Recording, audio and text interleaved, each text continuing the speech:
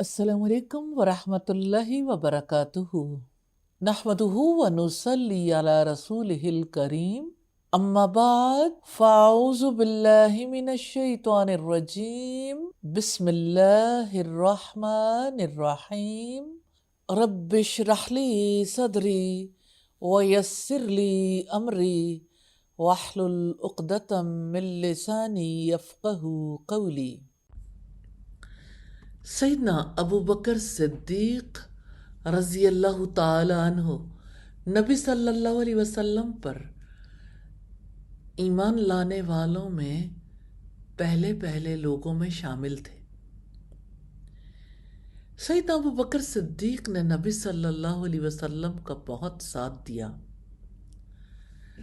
उम्मुल मोमिनीन सैयदा आयशा फरमाती हैं, जब से मुझे होश आया मैंने अपने वालिदैन को मुसलमान ही पाया और हम पर कोई दिन ऐसा नहीं गुजरता था जिस दिन नबी सल्लल्लाहु अलैहि वसल्लम हमारे घर ना आए हों। सुबह शाम आप 2 दफ़ा तशरीफ़ लाते। फिर सैयदना अबू बकर के दिल में आया तो उन्होंने अपने सहन में एक मस्जिद बनाई। वो वहाँ नमाज अदा करते थे और कुरान पढ़ते थे। अल्लाहु अकबर। अल्लाह ताला की मोहब्बत में, उसकी इबादत के शौक़ में कैसे घर को ही मस्जिद बना लिया। और मुशरिकों की औरतें खड़ी होकर सुना करती, उनके बच्चे भी सुनते और ताज्जुब करते थे और सैयदना अबू बकर सिद्दीक रज़ी अल्लाह ताला अन्हु को देखते रहते थे। सैयदना अबू बकर एक रोने वाले आदमी थे, अपनी आंखों से आंसू नहीं रोक सकते थे। इस सूरत हाल को देखकर मुशरिकीन कुरैश सटपटा गए। अल्लाह ताला की मोहब्बत अपने असरात मुरतब कर रही थी। अल्लाह ताला हमें भी ऐसी मोहब्बत नसीब फरमाए। आमीन सुम्मा आमीन। जिंदगी का वक्त अल्लाह ताला की बहुत बड़ी नेमत है।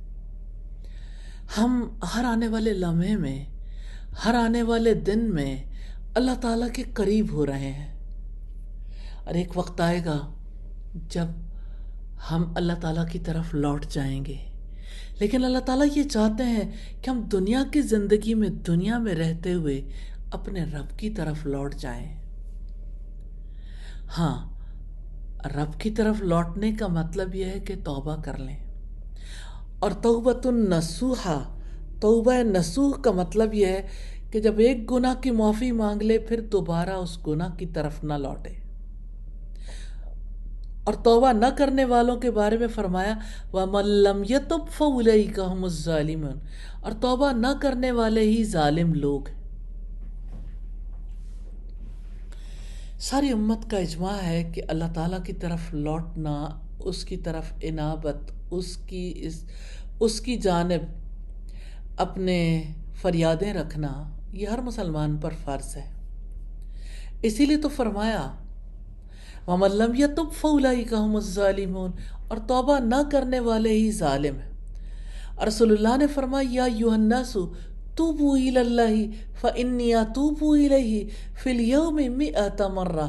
ऐ लोगो, अल्लाह ताला से तौबा करो, बेशक मैं एक दिन में कम अज़ कम 100 मरतबा तौबा करता हूँ। सुभान अल्लाह।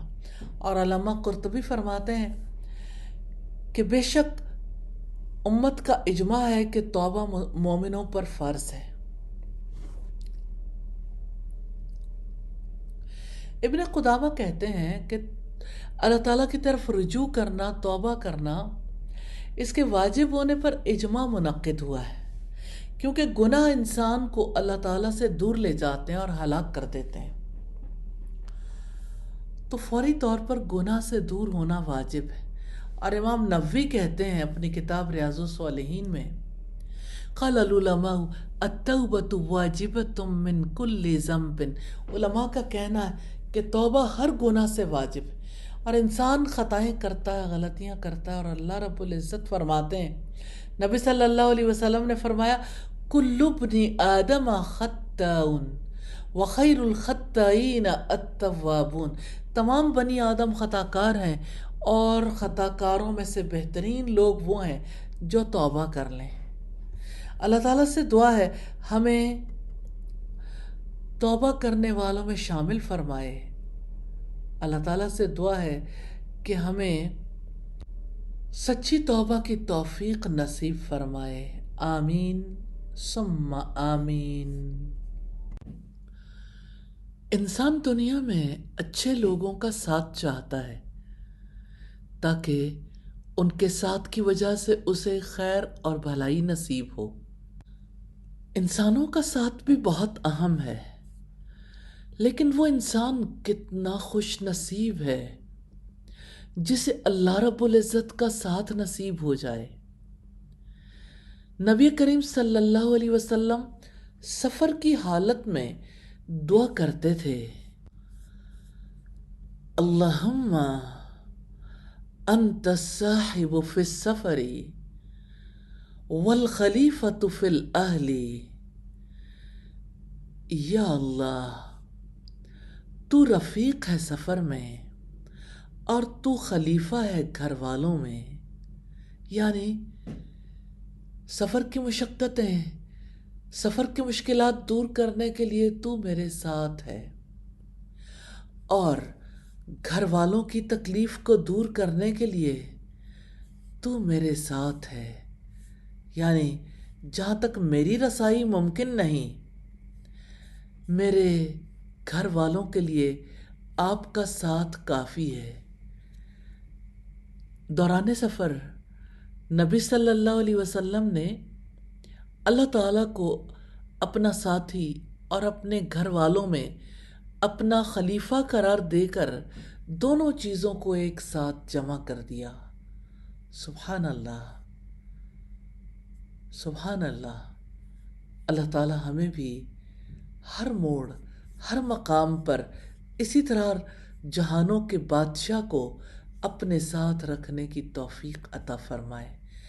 آمین ثم آمین۔ live with اللہ۔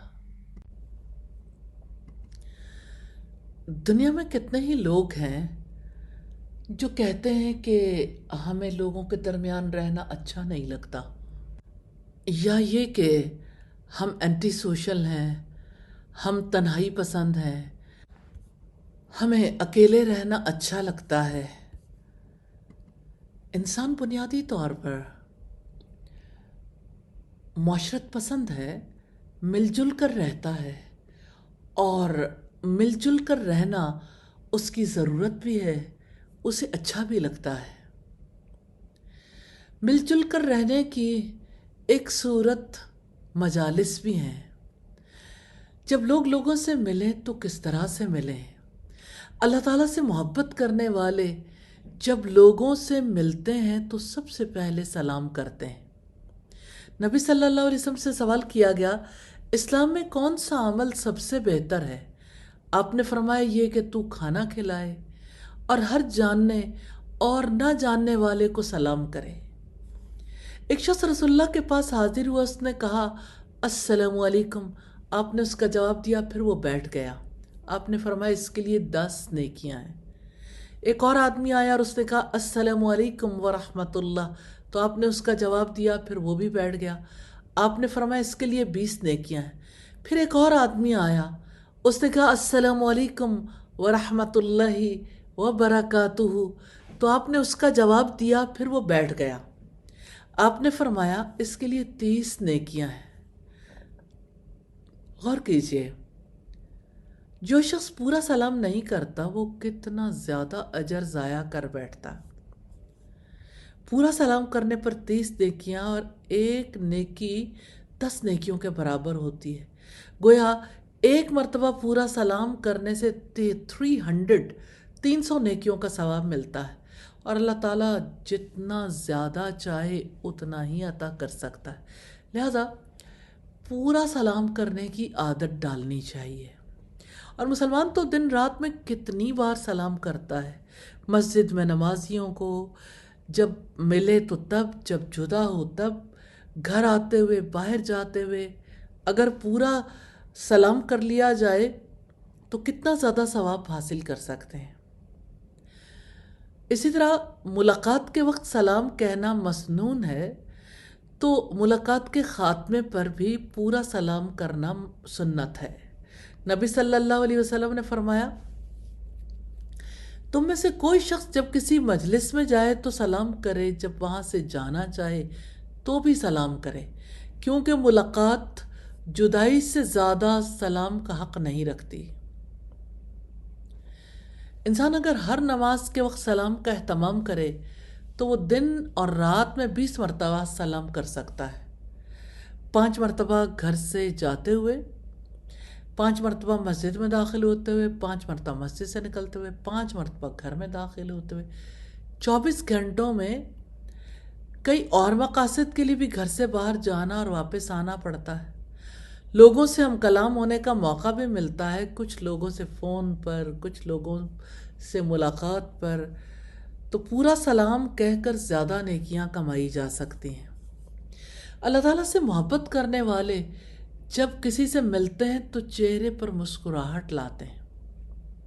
نبی صلی اللہ علیہ وسلم نے فرمایا، نیکی کے کسی کام کو حقیر مت سمجھو، خواہ تم اپنے بھائی کو مسکراتے ہوئے چہرے سے ہی ملو۔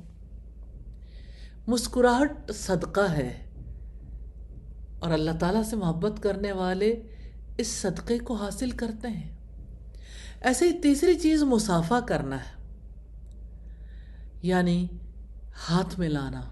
تو دو مسلمان ملاقات کے وقت جب مصافحہ کرتے ہیں، اللہ کے رسول صلی اللہ علیہ وسلم نے فرمایا، جدا ہونے سے پہلے ہی ان کے گناہ معاف کر دیے جاتے ہیں۔ اور امام نووی کہتے ہیں، ہر ملاقات کے وقت مصافحہ کرنا مستحب ہے۔ تو جب بھی کسی مسلمان سے آپ کی ملاقات ہو، 3 سنتوں پر عمل کر کے بہت ثواب حاصل کر سکتے ہیں۔ اور اللہ تعالیٰ سے محبت کرتے ہوئے کوئی اچھی بات کرنا کیسے بھول سکتا ہے؟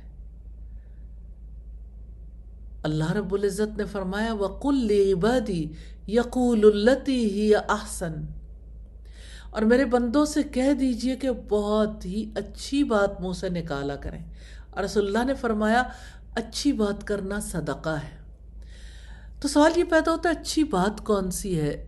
ذکر کرنا، دعا کرنا، سلام کرنا، برحق تعریف کرنا، نیکی کا حکم دینا، سچ بولنا اور نصیحت کرنا وغیرہ سب شامل ہیں۔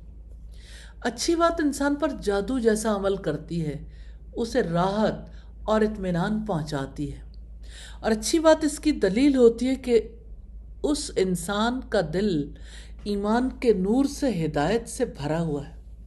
لہٰذا اچھی بات کو اپنی زندگی کا اوڑھنا بچھونا بناتا ہے ہر وہ شخص جو اللہ تعالیٰ سے محبت کرتا ہے۔ تو ہر ایک سے اچھی بات کرنی چاہیے، شوہر کو بیوی سے، بیوی کو شوہر سے، اولاد کو والدین سے، والدین کو اولاد سے، ہمسایوں کو ایک دوسرے سے، دوستوں سے، ماتحت ملازمین سے۔ معمول بنا لیجیے اچھی بات کرنا۔ کتنے ہی لوگ ہیں جن کے ساتھ رات دن میں کئی مرتبہ میل ملاپ ہوتا ہے۔ ان کے ساتھ ملنا اجر بڑھانے کا ذریعہ بن جائے گا جب آپ نبی صلی اللہ علیہ وسلم کے طریقے کو اپنائیں گے۔ پھر جب مجلس اختتام پذیر ہوتی ہے، اٹھ کر جاتے ہوئے اللہ تعالیٰ سے محبت کرنے والے یہ دعا کرتے ہیں، سبحانک اللہم و بحمدک اشہد ان لا الہ الا انت استغفرک و اتوب الیک۔ اے اللہ تو پاک ہے، اپنی تعریف کے ساتھ ہے، میں گواہی دیتا ہوں تیرے سوا کوئی سچا معبود نہیں، میں تجھ سے معافی چاہتا ہوں، تیری طرف رجوع کرتا ہوں۔ اس دعا کی بڑی فضیلت ہے۔ اس دعا کے کرنے سے دوران مجلس جو گناہ سرزد ہوتے ہیں انہیں معاف کر دیا جاتا ہے۔ سنن اربعہ میں یہ روایت موجود ہے۔ تو انسان دن رات کتنی مجلسوں میں شریک ہوتا ہے، جب اپنے گھر والوں کے ساتھ ہوں، جب اپنے دوستوں کے ساتھ ہوں، جب کسی پڑوسی کے ساتھ ہوں، اگرچہ کھڑے کھڑے بات چیت کریں، جب ڈیوٹی دیتے ہیں اور ساتھی ملازمین کے ساتھ، یا اسکول کالج میں اپنے ہم جماعت لوگوں کے ساتھ رہتا ہے۔ تو جب کوئی اپنے گھر والوں کے ساتھ ہوتا ہے، کئی امور پر تبادلہ خیالات کرتا ہے، جب گاڑی پر لے کر گھومتے ہیں یا کسی کام پر جاتے ہیں، جب درس یا لیکچر سننے کے لیے جاتے ہیں۔ کتنی مجلسیں ہیں جن میں آپ دعا کر کے اجر لوٹ کر لے جا سکتے ہیں، لیکن دیکھیے، یہ آپ بھی جانتے ہیں کتنی مجالس سے اٹھتے ہوئے دعا کرتے ہیں۔ اگر دعا کے معنی پر غور کریں تو آپ کو پتہ چلے گا دعا انتہائی عظیم ہے۔ اس کے ذریعے انسان ہمیشہ اللہ تعالیٰ کے ساتھ اپنا تعلق قائم رکھتا ہے، اس کی تعریف کرتا ہے، اسے عیبوں سے پاک قرار دیتا، اس کی وحدانیت کا اقرار کرتا ہے، اپنی کوتاہیوں پر اللہ تعالیٰ سے معافی مانگتا ہے، ان سے توبہ کرتا ہے۔ کتنی عظیم دعا ہے! اس میں توحید بھی ہے، اپنے گناہوں پر شرمندگی بھی ہے۔ حافظ ابن قیم کہتے ہیں، دوستوں کے ساتھ دو طرح کی مجالس ہوتی ہیں، ایک تو وقت گزارنے کے لیے، اپنے دل کو خوش کرنے کے لیے، فائدہ کم ہوتا ہے، نقصان زیادہ۔ اس کا کم از کم نقصان یہ ہوتا ہے کہ دل کو بگاڑ دیتی ہیں اور وقت کو ضائع کروا دیتی ہیں۔ یہ مجالس انسان کو نفع نہیں دیتی۔ اور دوسری مجلس ایک دوسرے کو حق بات کی وصیت کرنے، نجات پانے کے اسباب پر ایک دوسرے سے تعاون کرنے کے لیے ہوتا ہے۔ یہ اجتماع سب سے زیادہ نفع بخش اور بڑی غنیمت ہوتا ہے۔ اللہ تعالی ہمیں اس کی توفیق عطا فرمائے، یعنی ایسی مجالس منعقد کرنے کی۔ آمین ثم آمین۔ انسان دنیا میں جن چیزوں کے حصول کے لیے اپنی پوری حیات، اپنی ہمتیں، کوششیں، مال، سب کچھ لگا دیتا ہے، جس سے وہ بہت محبت کرتا ہے، جس کی وہ تمنا رکھتا ہے، عزت۔ انسان عزت چاہتا ہے، عزت ہی تو ہے جس کی وجہ سے وہ بادشاہوں کے درباروں تک پہنچتا ہے، حیثیت والے لوگوں سے تعلق بنا کے رکھتا ہے۔ وہ چاہتا ہے کہ اسے اقتدار ملے۔ مال کا حصول بھی عزت کی وجہ سے ہے، ڈگریاں بھی عزت کے حصول ہی کے لیے تو ہیں۔ اور دنیا میں جہاں سے بھی عزت حاصل کرنا چاہیں، انسان کو جہانوں کے بادشاہ نے جواب دیا ہے کہ دیکھو نتیجہ کیا نکلے گا، جان لو خوب اچھے طریقے سے، ان العزت للہ جمیعا، یقیناً عزت تو ساری کی ساری اللہ تعالی کے لیے ہے۔ کسی اور سے عزت طلب نہ کریں، اپنے مالک، اپنے رب سے عزت طلب کریں۔ اور اس کے نزدیک عزت والا کون ہے؟ ان اکرمکم عند اللہ اتقاکم، بے شک اللہ تعالیٰ کے نزدیک تم میں سب سے زیادہ عزت والا وہ ہے جو سب سے زیادہ متقی ہے۔ عزت تقوی والوں کے لیے ہے، اور عزت کا مقام جنت تقوی والوں کے لیے ہے۔ بہت ہی خوبصورت مقام، عزت کا مقام آپ کے سامنے رکھنا چاہتی ہوں۔ کیا آپ عزت کا یہ مقام حاصل کرنا چاہتے ہیں؟ عزت کے اس مقام کے لیے تگ و دو کرنا چاہتے ہیں؟ سوچئے گا ضرور، فیصلہ ضرور کیجئے گا۔ سیدنا ابو ہریرہ رضی اللہ تعالی عنہ سے مروی ہے کہ نبی صلی اللہ علیہ وسلم نے فرمایا، یجیء القرآن یوم القیامت فیقول، قیامت کے دن قرآن آئے گا اور کہے گا، قرآن آئے گا؟ قرآن کیسے آئے گا؟ کیا قرآن کو زندگی ملے گی؟ قرآن بولے گا؟ قرآن کیسے بولے گا؟ کیا قرآن کو زبان ملے گی؟ جی ہاں، اللہ تعالیٰ جو چاہے کر سکتا ہے۔ قرآن کہے گا یا ربی حلہی، اے میرے رب مجھے پڑھنے والے اس شخص کو لباس پہنا دیجئے. فَيُلْبَسُ تاج الکرامتی، اس کو عزت اور شرف کا تاج پہنایا جائے گا. عزت کا تاج، شرف کا تاج. کبھی ایسے تاج کے بارے میں آپ نے سنا ہے؟ کبھی دیکھا ہے ایسا تاج؟ ثم یقول، پھر قرآن کہے گا یا ربی زدہ، اے میرے رب اس کو مزید عطا فرما. فَيُلْبَسُ حُلَّةَ الْكَرَامَةِ، پھر اسے عزت اور شرف کا چوغا پہنایا جائے گا. عزت کا چوغا کبھی دیکھا ہے؟ عزت کا لباس، لباس سے لوگ عزت چاہتے ہیں، یہ تو لباس ہی عزت کا ہے. ثم یقول، پھر قرآن کہے گا یا رب ارض عنہ، اے میرے رب اس سے راضی ہو جا. فَيَرْضَى عَنْهُ، اللہ تعالیٰ اس سے راضی ہو جائے گا. فَيُقَالُ لَهُ، پھر اس سے کہا جائے گا اقرأ ورقہ،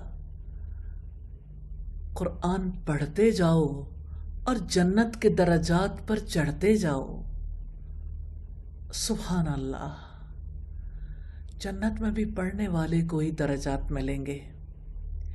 وَيُزَادُ بِكُلِّ آیَةٍ حَسَنَةٍ، اور ہر آیت کے بدلے میں ایک نیکی کا اضافہ ہوتا چلا جائے گا. اللہ اکبر. کون ہے جو عزت چاہتا ہے؟ کون عزت کا تاج پہننا چاہتا ہے؟ کون عزت کا لباس پہننا چاہتا ہے؟ عزت چاہیے. عزت تو رب کی رضا میں ہے، عزت تو جنت میں ہے. اور کیسی عزت ہے، بڑھتی چلی جائے گی. پڑھتے چلے جائیں گے، عزت میں بڑھتے چلے جائیں گے. آمین ثم آمین. اللہ تعالیٰ ایسا کر دے، انشاءاللہ ایسا ہی ہوگا. یا اللہ یا ارحم الراحمین، ہمارے بارے میں بھی یہ فیصلہ فرما دیجیے گا. آمین ثم آمین.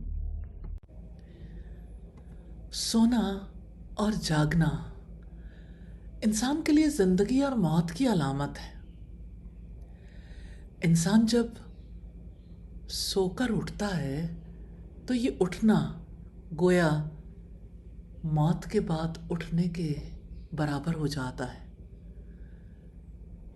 یہ اللہ تعالیٰ کی طرف سے اطلاع ہے کہ موت کے بعد ہر انسان کو زندہ ہونا ہے اور حساب کتاب کے لیے حشر کے میدان میں جانا ہے. اسی طرح سے جب انسان پورا دن جاگنے کے بعد رات کو سو جاتا ہے تو گویا وہ زندہ رہنے کے بعد مر جاتا ہے. دنیا میں انسان کو اسی طرح سے زندگی گزارنی ہے. یہاں ہر واقعہ انسان کے لیے آخرت کی یاد دہانی بن جانا چاہیے. ہر واقعے میں انسان اپنے رب سے ان ٹچ رہے تو کس طرح سے زندگی بدل جاتی ہے. سونا اور جاگنا بھی دراصل اسی قسم کا ایک واقعہ ہے جو انسان کو موت کے بعد کی یاد دلاتا ہے، جو انسان کو اپنے رب سے متعلق رکھتا ہے. جب کوئی سونے لگتا ہے، سوتے وقت کی جو دعا ہے اس میں دیکھیے کیسا تعلق ہے اللہ تعالیٰ کی ذات کے ساتھ.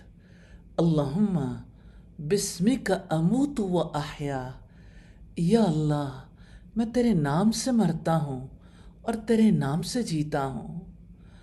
اور سو کے اٹھنے کی دعا دیکھیے الحمدللہ الذی احیانا بعدما اماتنا والیہ النشور۔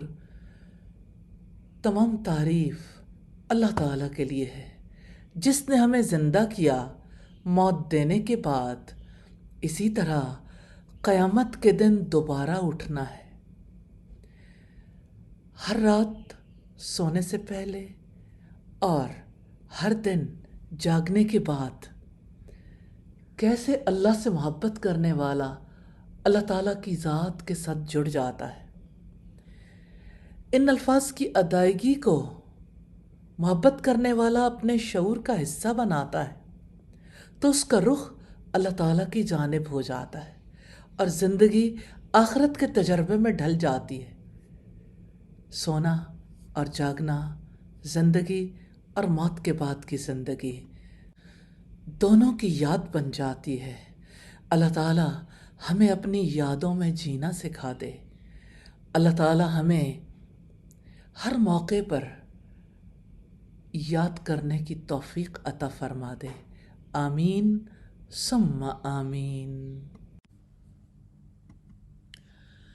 اللہ تعالیٰ سے سوال کرنا عبادت ہے۔ نبی صلی اللہ علیہ وسلم نے ارشاد فرمایا، الدعاء هو العبادہ، دعا ہی تو عبادت ہے۔ سب سے بڑی چیز جس سے انسان کو زندگی میں اپنے رب سے تعلق قائم کرنے کا موقع ملتا ہے وہ دعا ہے۔ آج میں آپ کو شفا کا ایک ایسا نسخہ بتانا چاہتی ہوں جو انشاءاللہ زندگی بھر آپ کے کام آئے گا، اس میں کوئی شک نہیں۔ سب سے بڑی چیز جس سے کسی مریض کو دم کیا جائے سورہ الفاتحہ ہے۔ یہ سورت کافی ہے، شافی ہے۔ سیدنا ابو سعید خدری رضی اللہ تعالیٰ عنہ سے روایت ہے کہ صحابہ کرام کی ایک جماعت ایک سفر کے لیے نکلی، یہاں تک کہ وہ عرب کے ایک قبیلے کی شاخ یعنی ایک چھوٹے قبیلے کے پاس آئے اور ان سے ضیافت طلب کی، یعنی ان سے انہوں نے فرمائش کی کہ ہماری مہمان نوازی کریں، کیونکہ اس دور میں ہوٹلز اور ریسٹورنٹس اور اسی طرح سے راستے میں ایسی جگہ تو نہیں ہوتی تھی جہاں کوئی انسان کھانا کھا سکے یا وہاں پر سٹے کر سکے۔ اب کیا ہوا، انہوں نے مہمان نوازی کرنے سے انکار کر دیا۔ ہوا یوں کہ اس قبیلے کے سردار کو کسی زہریلی چیز نے ڈس لیا۔ قبیلے والوں نے اس کے لیے ہر طرح کی کوشش کی، کسی چیز سے فائدہ نہیں ہوا۔ اس پر ان میں سے کسی نے کہا، آپ ان لوگوں کے پاس جاؤ جو آپ کے پاس آئے ہیں، شاید ان میں سے کسی کے پاس کوئی چیز ہو۔ پھر وہ صحابہ کرام کے پاس آئے اور کہنے لگے، لوگوں، ہمارے سردار کو کسی زہریلی چیز نے کاٹ لیا ہے، ہم نے تو ہر طرح کا علاج کرنے کی کوشش کی ہے، کوئی فائدہ نہیں ہوا، کیا آپ لوگوں میں سے کسی کے پاس کوئی چیز ہے؟ تو صحابہ کرام میں سے کسی نے کہا، ہاں میں دم کروں گا، اللہ کی قسم ہم نے آپ سے ضیافت طلب کی لیکن آپ نے ہماری ضیافت نہیں کی، سو میں آپ کے لیے دم نہیں کروں گا یہاں تک کہ آپ ہمارے لیے اجرت نہ مقرر کرو۔ تو انہوں نے ان سے بکریوں کے گلے پر مصالحت کر لی۔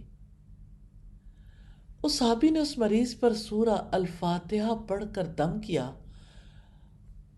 اور اللہ تعالیٰ کا کرنا ایسا ہوا کہ مریض بالکل ٹھیک ہو گیا، ایسے چلنے لگا، اسے کوئی درد ہی نہیں تھا۔ پھر انہوں نے جس ریوڑ پر مصالحت کی تھی وہ پورے کا پورا دے دیا۔ صحابہ کرام میں سے کسی نے کہا، اس ریوڑ کو تقسیم کر لو، لیکن دم کرنے والے نے کہا، نہیں ایسا نہ کرو، یہاں تک کہ ہم رسول اللہ کے پاس جائیں، آپ کو واقعہ سنائیں، پھر دیکھتے ہیں کہ آپ کیا حکم دیتے ہیں۔ پھر وہ رسول اللہ کے پاس آئے اور آپ کو واقعہ سنایا۔ آپ نے صحابی سے پوچھا، تمہیں کیسے معلوم ہوا کہ یہ رقیہ یعنی بیمار کے لیے دم ہے۔ آپ لوگوں نے درست کیا، ریوڑ کو تقسیم کرو اور میرا بھی حصہ لگانا۔ اس حدیث سے یہ پتہ چلتا ہے کہ الحمدللہ سورہ الفاتحہ اللہ تعالیٰ کے حکم سے مریض کو شفا دینے اور اس کی بیماری کو دور کرنے میں زبردست تاثیر رکھتی ہے۔ حافظ ابن قیم نے اس حدیث پر تعلیق میں لکھا ہے، اس دوا نے اس بیماری میں اثر کیا، اسے ختم کر دیا، یہاں تک کہ گویا بیماری تھی ہی نہیں، اور یہ سب سے آسان علاج ہے۔ اگر کوئی بندہ سورہ الفاتحہ کے ساتھ علاج کرنا جانتا ہو تو وہ شفا کے لیے اس کی عجیب تاثیر دیکھے گا۔ اور میں مکہ مکرمہ میں ایک مدت تک رہا، مجھے کئی بیماریاں لاحق ہوتی تھیں، نہ مجھے طبیب ملتا تھا نہ دوا، پھر میں سورہ الفاتحہ کے ساتھ اپنا علاج کرتا تھا۔ اس کی بڑی حیران کن تاثیر دیکھتا تھا، اور جو شخص کسی تکلیف اور درد کی شکایت کرتا ہے تو میں اسے بھی اسی طرح سورہ الفاتحہ کے ساتھ علاج کرنے کا بتاتا ہوں، تو ان میں سے بہت سے لوگ جلد صحتیاب ہو جاتے تھے۔ سبحان اللہ۔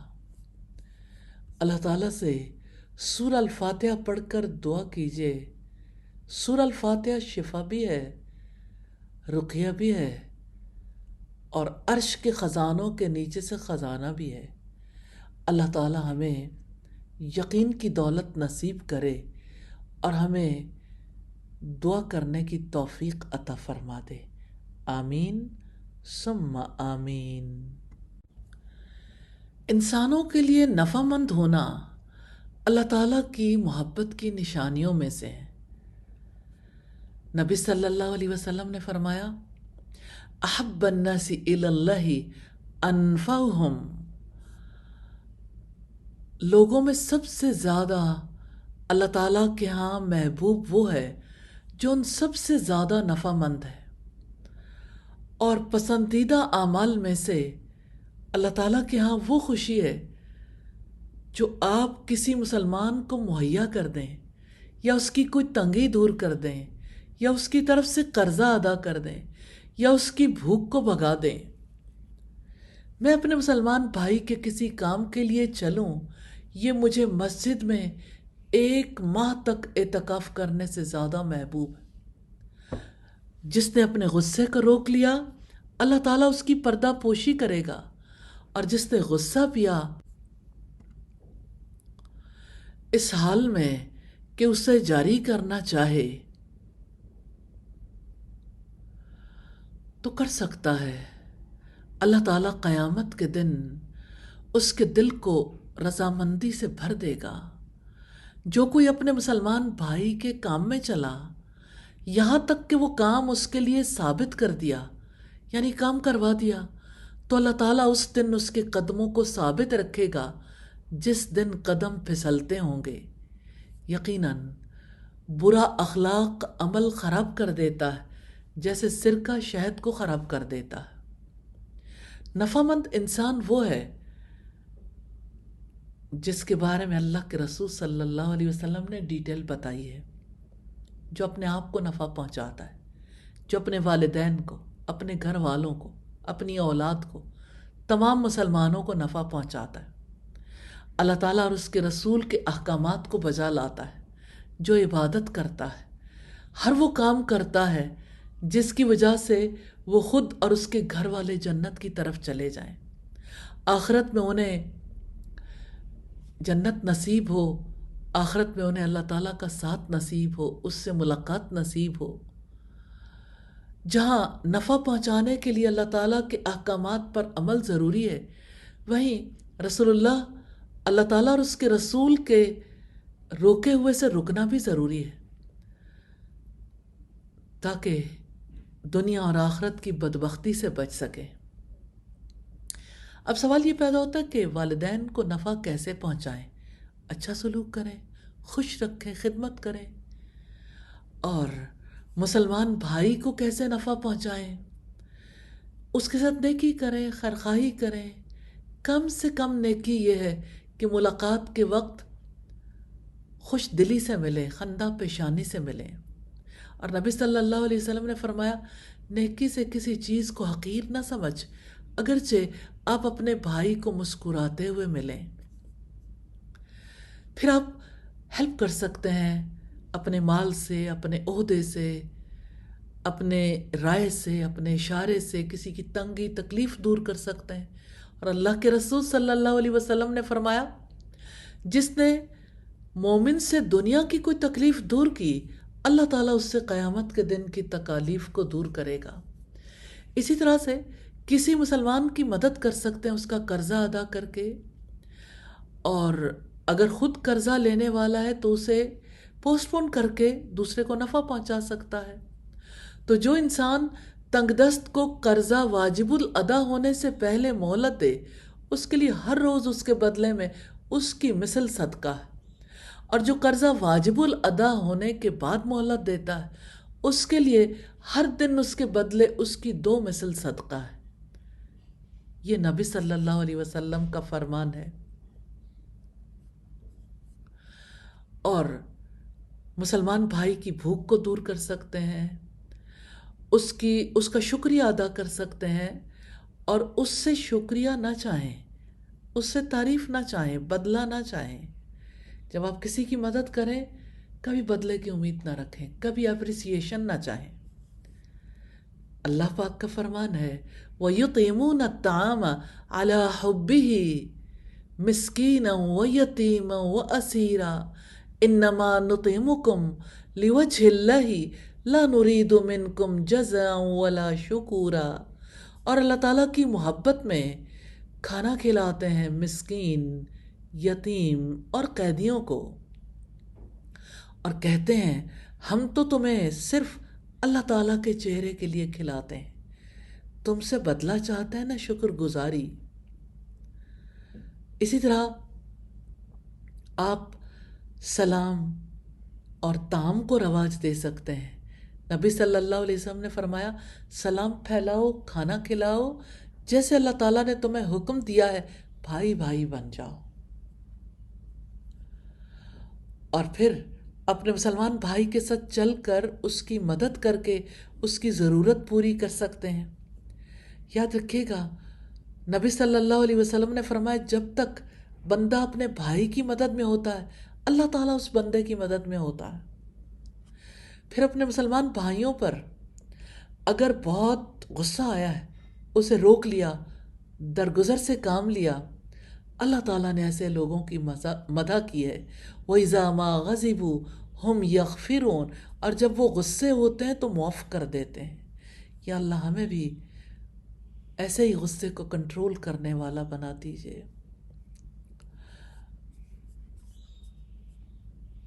پھر اسی طرح سے بد اخلاقی کا مظاہرہ نہیں کرنا چاہیے. جو نفع پہنچانا چاہتا ہے اس کو چاہیے خوش اخلاقی سے پیش آئے، حتیٰ کہ قیام کرنے والے روزہ دار کے درجے کو پہنچ جائے. رسول اللہ نے فرمایا بے شک مومن اپنے حسن خلق کی وجہ سے قیام کرنے والے روزہ دار کا اجر پا لیتا.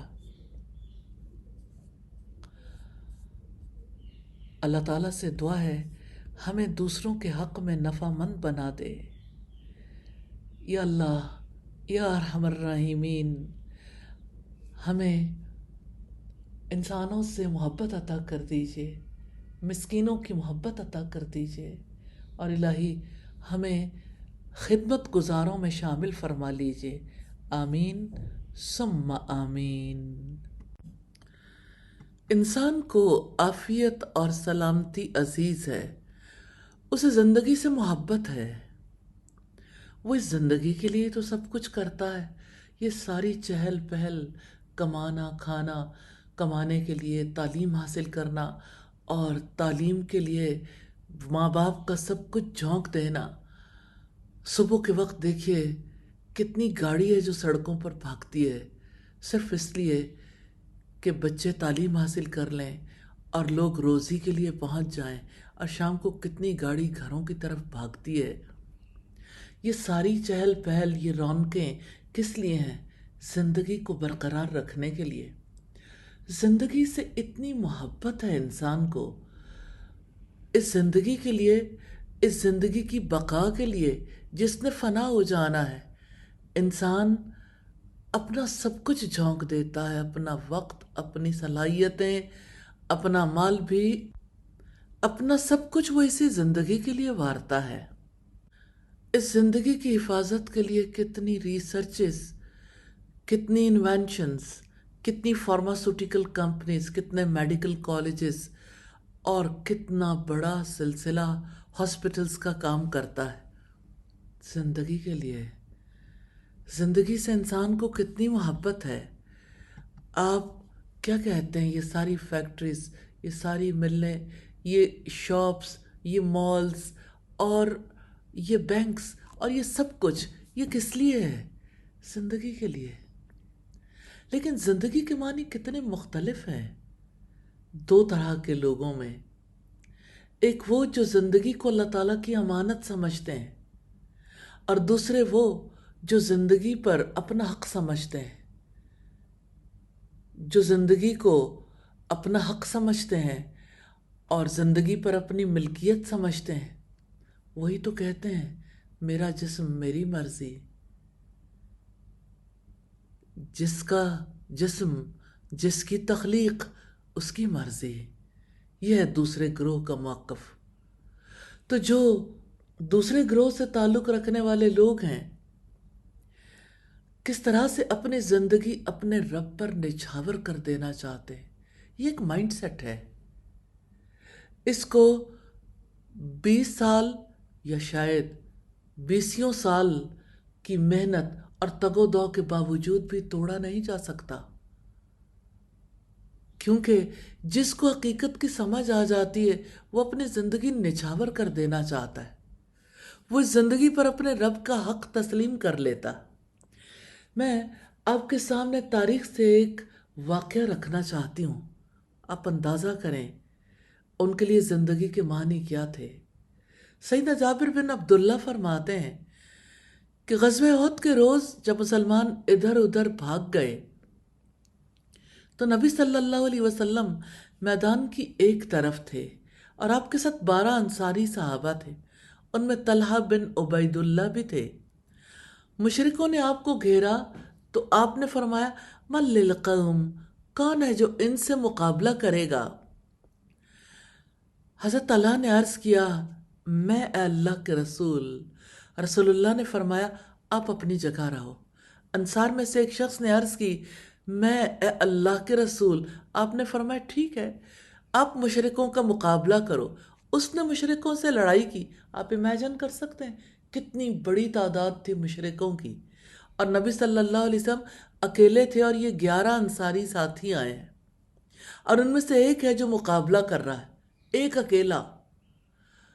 اس نے مشرکوں سے لڑائی کی یہاں تک کہ شہید ہو گیا۔ اب صلی اللہ علیہ وسلم نے دیکھا کہ مشرک اس جگہ ڈٹے ہوئے ہیں۔ آپ نے فرمایا قوم کا مقابلہ کون کرے گا؟ سیدنا طلحہ نے عرض کی میں۔ آپ نے فرمایا آپ اپنی جگہ رہو۔ ایک انصاری صحابی نے عرض کیا میں۔ آپ نے فرمایا ہاں ٹھیک ہے، آپ مشرکوں کا مقابلہ کرو۔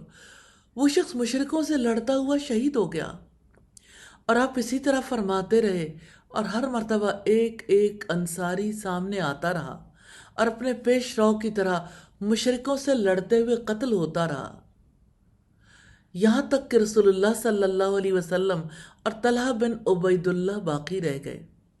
میں یہاں رک کے آپ سے ایک بات کرنا چاہتی ہوں۔ یہ جنگ مال کے لیے نہیں ہے، یہ جنگ اپنی ذات کی شہرت کے لیے بھی نہیں ہے، یہ جنگ بہادری کے کارناموں کے تذکرے کے لیے بھی نہیں ہے۔ یہ جان نچھاور کرنا اللہ تعالیٰ کے کلمے کی بلندی کے لیے۔ جو بات اللہ کے رسول صلی اللہ علیہ وسلم نے کہی ان کا مقابلہ کرو، اس کے بعد کوئی اور چیز اس پر حاوی نہیں آ سکتی، کوئی عذر نہیں، کوئی دوسرا خیال نہیں، زندگی سے تو سبھی کو محبت ہوتی ہے، جانتے تھے کہ ہمارا مشرکوں سے لڑنا دراصل موت ہے، کتنی چاہت سے موت کو گلے لگایا، کیونکہ شہید کی جو موت ہے وہ قوم کی حیات ہے، کیونکہ اللہ رب العزت نے فرمایا وَلَا تَقُولُوا لِمَنْ يُقْتَلُ فِي سَبِيلِ اللَّهِ أَمْوَاتٌ، جو لوگ اللہ کی راہ میں مارے جائیں انہیں مردہ مت کہو، بل احیاء ولکن لا تشعرون، بلکہ وہ زندہ ہیں لیکن تم شعور نہیں رکھتے۔ شہداء کی زندگی کا آپ کو شعور نہیں ہے، یہ ہے رب العزت کا فرمان۔ اور آپ سوچیں 10 ساتھی شہید ہو چکے تو اللہ کے رسول نے پوچھا مشرکوں کی قوم کا مقابلہ کون کرے گا؟ تو سیدنا طلحہ فرمانے لگے میں۔ سیدنا طلحہ نے 11 انصاریوں کے برابر لڑائی کی، لڑائی کے درمیان ان کے ہاتھ پر وار ہوا اور ان کی انگلیاں کٹ گئیں، انہوں نے حس کہا یعنی سی، تو نبی صلی اللہ علیہ وسلم نے فرمایا لو قلت بسم اللہ لرفعتك الملائكة والناس ينظرون ثم رد اللہ المشرکین۔ آپ نے فرمایا طلحہ اگر آپ بسم اللہ کہتے،